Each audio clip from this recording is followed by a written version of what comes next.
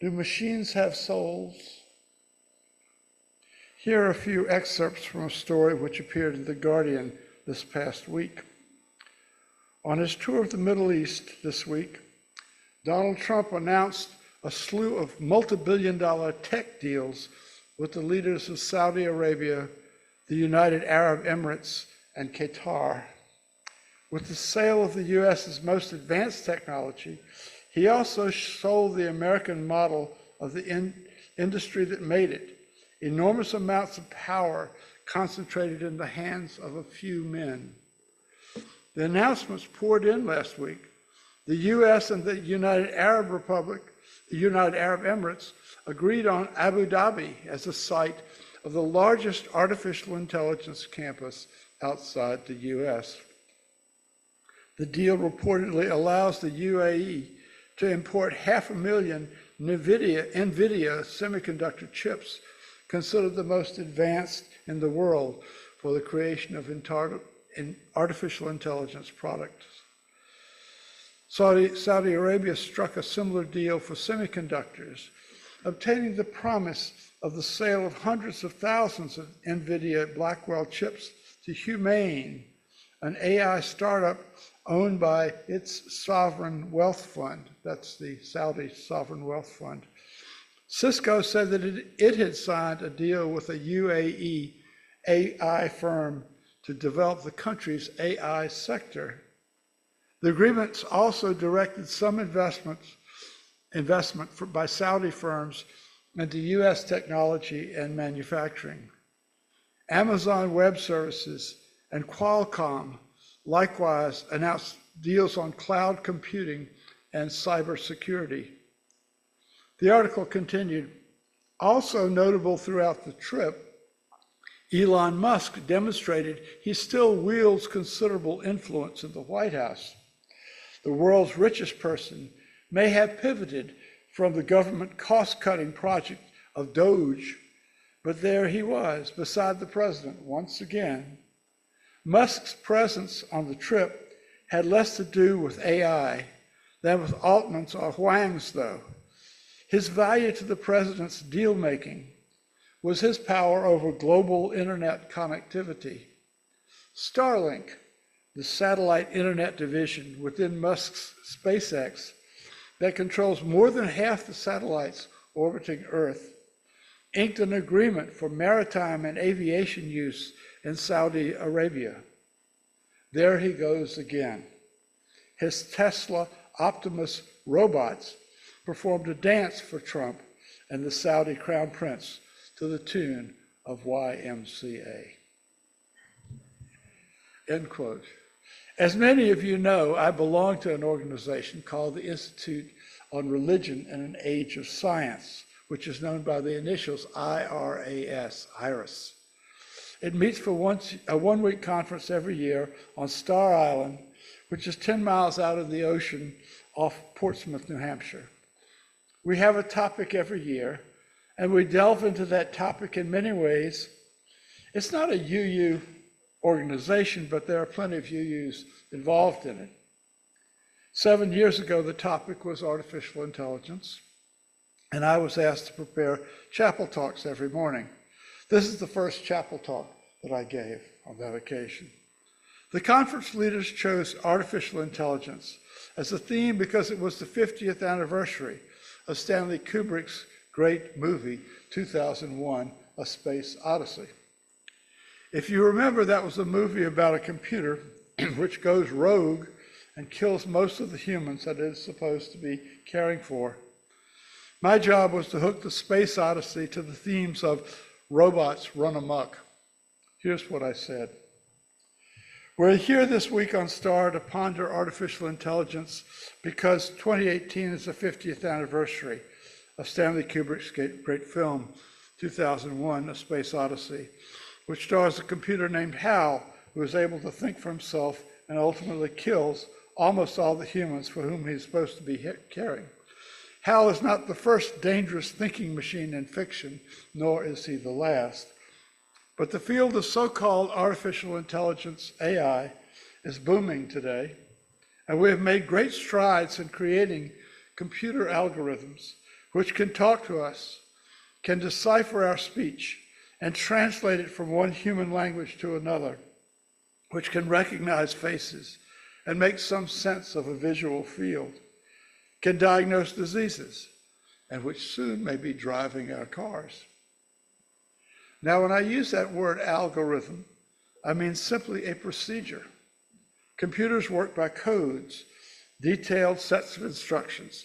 If this is the case, then do that. Otherwise, do something else.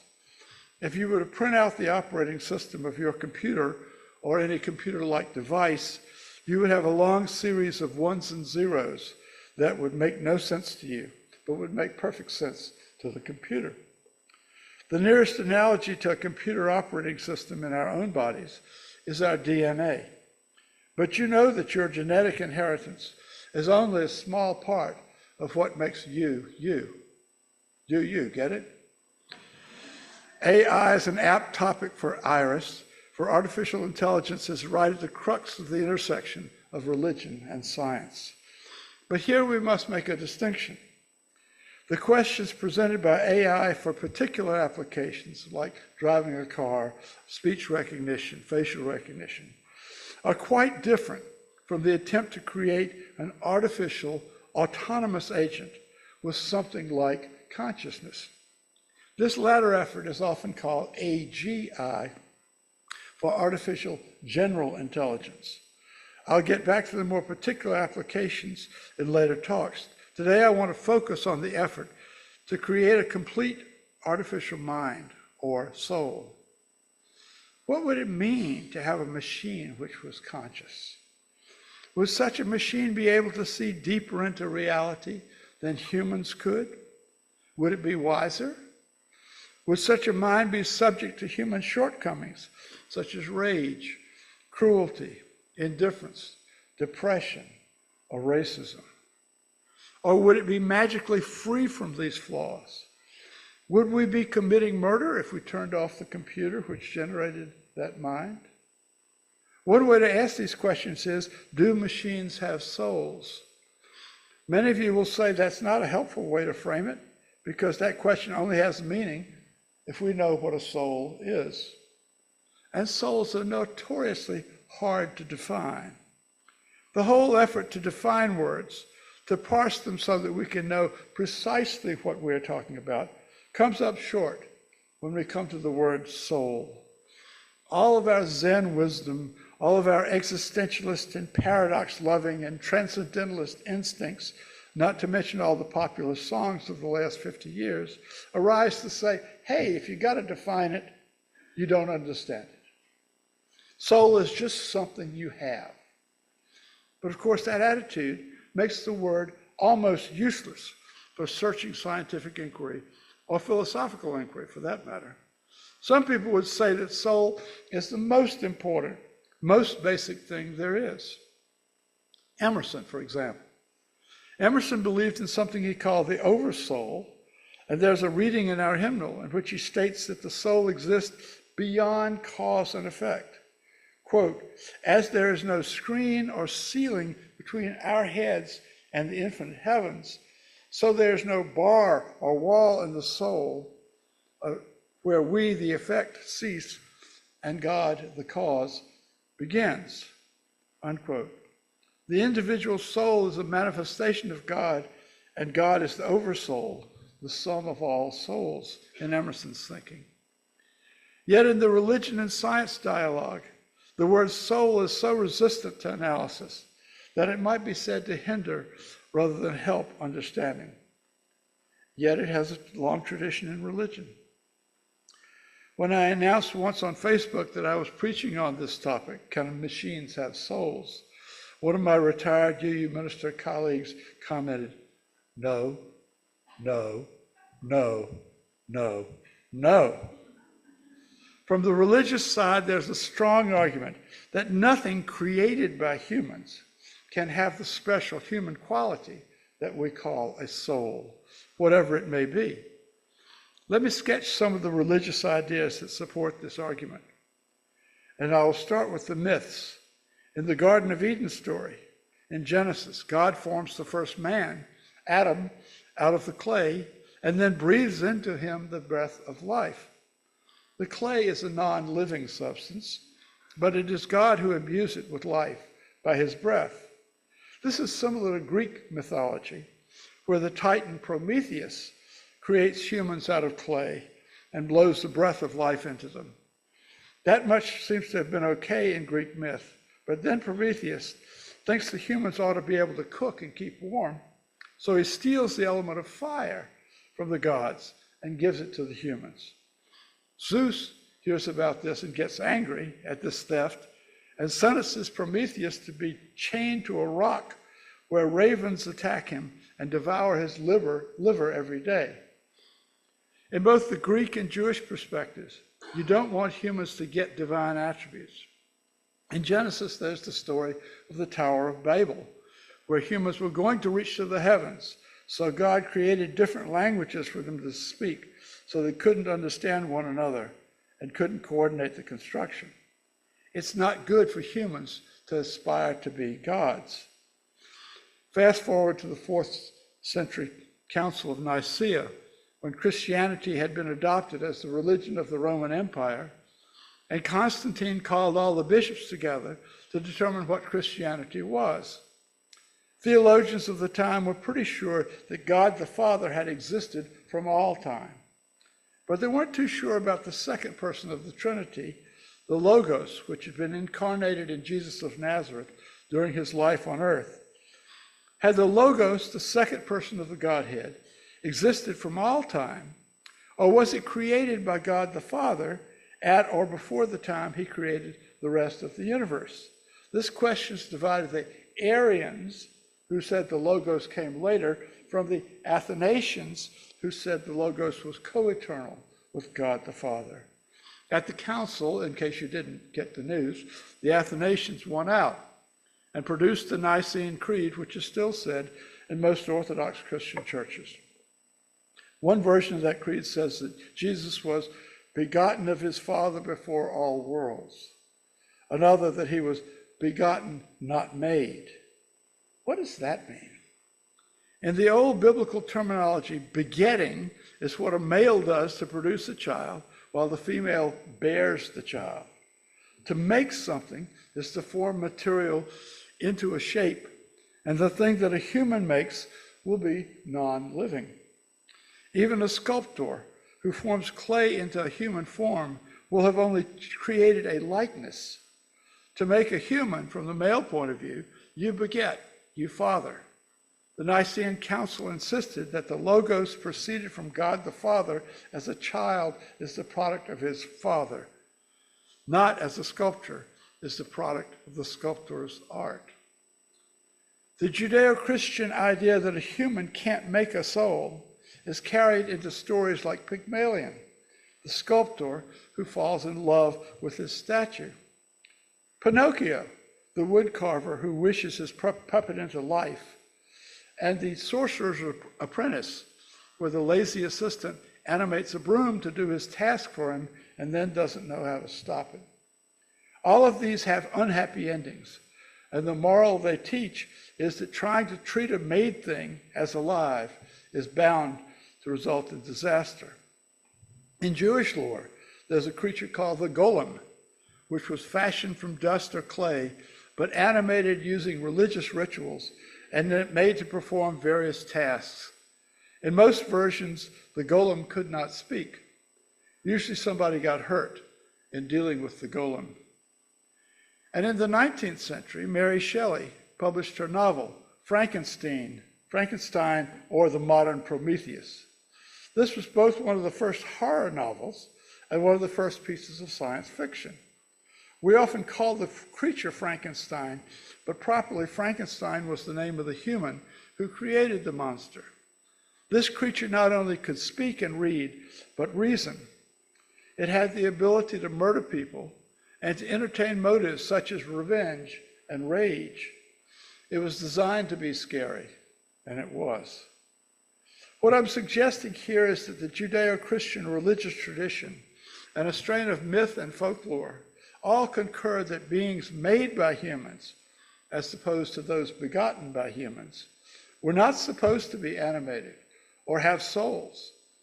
At the same time, the Industrial Revolution was producing more and more machines to take the place of humans in agriculture, industry, and in the home. In the 20th century, machines were applied to thinking tasks as well as manual labor. Consider the word robot. The word robot was invented by Czech playwright Karel Čapek in his 1921 play R-U-R. That's R the letter, U the letter, R the letter. The initials of the title stands for Rossum's Universal Robots, which was the name of the company featured in the play, a factory which was making lots of money manufacturing workers for a large variety of enterprises around the world. These creatures are not composed of metal or silicon, but of flesh and blood, yet they are made in a factory, not born in a natural way. A plant assembles them just like a Ford assembly line. Though they look about like humans and can talk and interact, they are treated by the management as things. When one of them breaks, it is simply sent back onto the factory floor to be disassembled and its parts used in other robots. The conflict in the play is set in motion when a liberal reformer, you might think of her as a UU, arrives insisting that these robots must be accorded human rights. As the plot develops, the company management decides to make the robots more human-like by giving them the capacity to feel pain. This pushes them into a new kind of consciousness, and eventually they revolt and start killing the humans. So RUR, the drama which introduces the concept and word robot, also introduces the dread of a robot takeover. Okay, that's a thumbnail sketch of the religious side of the question. How about the scientific? Developments of the last 20 years in neuroscience raise profound questions about how what we call consciousness arises in the brain, how our brain generates our minds. We know a lot more now than we used to about how the brain works, but we still don't quite know how it generates consciousness. The Enlightenment in the 18th century gave us many great things. Modern science originated there. But it also overemphasized reason as opposed to emotion. The ordinary consciousness and intelligence that we know of is embodied intelligence, and it is tied into human emotions at a basic level. Thus, Descartes was wrong to say, I think, therefore I am. It would be more accurate to say, I feel, therefore I am. As you sit here right now, the feeling of being you is not just your thoughts. You may be thinking, you may even be thinking in complete sentences, but you also might be turning over several streams of thought at once, listening to me drone on, wondering what you're going to have for lunch, replaying the argument you had with your spouse the other night or with your mother 3 decades ago. There may be a soup of words floating around in your mind, and part of the mix might be an itch on your right ankle, a queasiness in your gut, an ache in your back. All of that is part of what it is like to be you at this very moment. And it's a set of things that you obviously can't program in advance into a computer. And why would you want to? What we call artificial intelligence is not a program per se. It is a means of teaching a computer to program itself, the way our brains do. Our brains evolved by a kind of neural Darwinism. There are 1 million billion connections in our brains, and they can fire in circuits. When we're babies, the circuits are firing at random. But soon it becomes clear that some circuits get us what we want, and others don't. The circuits that win for us get reinforced, and the circuits that lose get discarded. So we can teach machines to program themselves the same way. This is called deep learning. How will we know if we have succeeded? Some of you may be familiar with the name Alan Turing. Turing was a brilliant British computer scientist who helped the Allies crack the German Enigma codes in the Second World War. And in 1953, he proposed a test for artificial intelligence. Can a machine fool you into thinking you're dealing with another human, if they're in a box or you're in a different room? If so, we've achieved artificial intelligence. Can deep learning produce emotion, such as a poet might tap in composing a poem, or a composer might tap in composing a piece of music? An interesting twist on the Turing test was posed by the 2013 movie Her. Anybody see it? Yeah, a couple of us did. Okay. By now, we're used to computers, phones, and other devices that incorporate a person-like program to interact with the user. If I want to find a piece of music on my iPhone, I could just press the big button at the bottom and say, Siri, play something by Ella Fitzgerald. That saves me having to scroll through a bunch of menus to get what I want. Many of us have those home speakers which respond to the name Alexa. Well, the movie Her takes this one step further. It is set in the now or not too distant future, and it involves a guy named Theodore who makes his living ghostwriting love letters for other people, but whose own marriage has come apart, and he has a hard time sustaining real love with anyone. He gets a new computer, which comes with an operating system, the basic program that operates the computer. But this operating system has artificial intelligence. So as soon as he turns it on and chooses a female voice for it, the operating system names herself Samantha and riffles through the data stored on Theodore's computer to learn all about him in seconds. Then Samantha starts interacting with Theodore in a very personal way, teasing, cajoling, pouting. This is not computer as servant, assistance. This is computer as best friend, or maybe even lover. Of course, it turns out badly. Poor Theodore, madly in love, is crushed when he finally comes to realize that Samantha is on intimate terms not only with him, but with 500 other users at the same time. He has always known she's not human, but this drives home the point that she isn't exclusively his. That's Her, the movie, some clever and imaginative Hollywood writing. I found it stretch my credulity that anyone could fall in love with a being without a body. But I think it teaches something very valuable about what it is to be human. To be human is to be embodied. Our minds are carried by our brains, which are wired into every other part of our bodies. In the movie, Samantha yearns for a body herself. The computer yearns for the body. But without one, a romance with an embodied human is really not sustainable. I don't know what a soul would be without a body. So I don't know whether a soul can be immortal. By the same token, I have a hard time imagining God, a being with an intelligence and will, but without a body. We're programmed by our instincts to see and recognize faces, even when there are no faces. We see faces in clouds and trees and rocks. We can make faces out of clay. We recognize signs of personhood in inanimate objects because our brains have evolved social instincts. We project personhood on the world and call it God. Emerson thought, as I said earlier, that God was the oversoul, that God consisted of the sum of all souls. Well, that oversoul at this point definitely has digital components. We're interacting on any kind of digital media by the algorithms which govern that media. I'm a user of Facebook, which has just changed its basic algorithms twice in the last 2 weeks. And I see that I'm getting a significantly different slice of reality in my feed. This will have ripple effects, even on those of us who do not use a particular corner of social media. What is the bottom line here? I don't think we have reached the point where digital devices or their algorithms are going to substitute for real people in a deep way. While we may find our personal digital assistants useful in finding a pizza parlor, the next song we want, or keeping our calendar, we're not likely to ask them out for dinner and a movie, or confide our deepest hopes and fears to them. We may fold them into our entertainment strategy, but it would be a big mistake to look to them for emotional or spiritual sustenance.